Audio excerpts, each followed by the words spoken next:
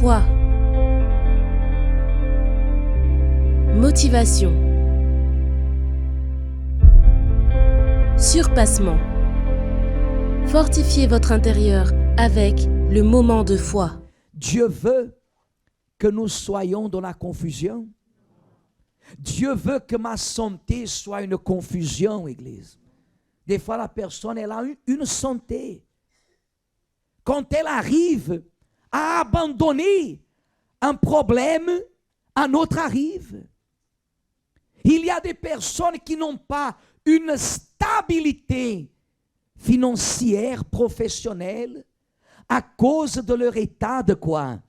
De santé. C'est très confus. C'est très confus.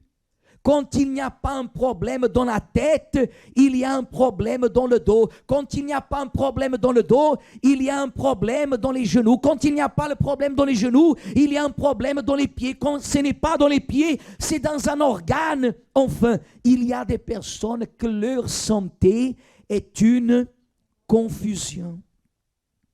Il y a des personnes que quand elles ouvrent l'armoire de la salle de bain, elle n'a plus de place, ni même pour garder le roll-on, déodorant, parce qu'il y a plein de médicaments. Il y a des personnes que même dans les armoires de la cuisine, elles gardent des quoi? Des médicaments. Dans le tiroir de sa chambre, elle garde des médicaments. Dans son sac à main, elle a des médicaments, une confusion. Il y a des personnes que la famille est une confusion.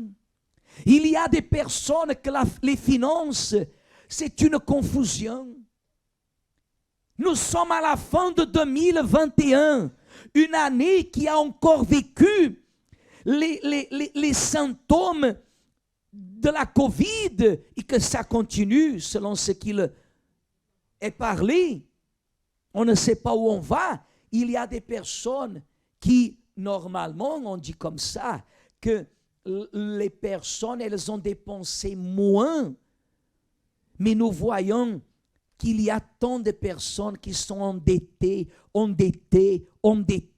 C'est une confusion. Confusion.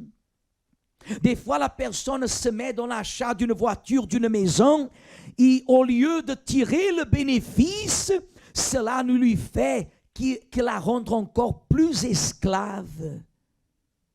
Une confusion. Mais Dieu ne veut pas que son peuple soit où, Église? Dieu ne veut pas que son peuple soit dans la confusion. Ma santé ne peut pas être une confusion. Regardez ici, Église. Ma famille, mon mariage, mes enfants ne peuvent pas être une confusion. Mes finances, mes projets, ma vie financière, ma vie administrative ne peuvent pas être une confusion. Une dame me disait, je ne paye pas le loyer. Je n'ai pas ni même les papiers en ordre. Je ne sais pas ni même ce que je vais percevoir de ma pension. Une confusion. Et Dieu ne veut pas que son peuple soit dans la confusion. Vous avez ici la promesse de Dieu, Église. La parole de Dieu qui registre, il est écrit, ce n'est pas la parole du pasteur, ce n'est pas mon idéologie, ce n'est pas notre doctrine, c'est ce qui est écrit par la bouche de l'Éternel, que Dieu ne veut pas que la vie de son peuple soit une vie de quoi? C'est écrit, Église, la parole peut faillir. Est-ce que la parole de Dieu peut mentir? C'est écrit. C'est écrit. Ce qu'il promet, il accomplira. Point barre.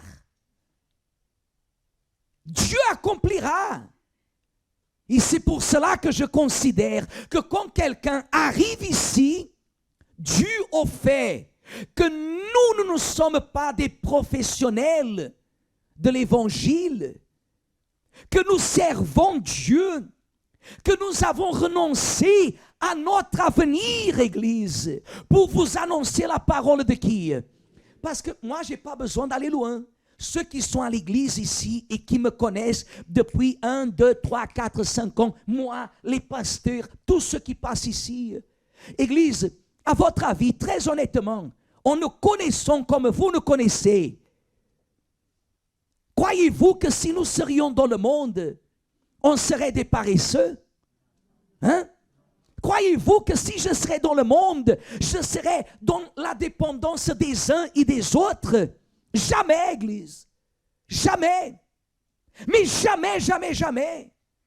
Mais j'ai sacrifié ma vie. J'ai donné ma vie à Dieu pour le servir, pas pour être connu par le monde. Les positions à l'église ne nous disent absolument rien, mais nous continuons, année après année, nous continuons à avancer afin que le peuple de Dieu connaisse la volonté de qui? De Dieu.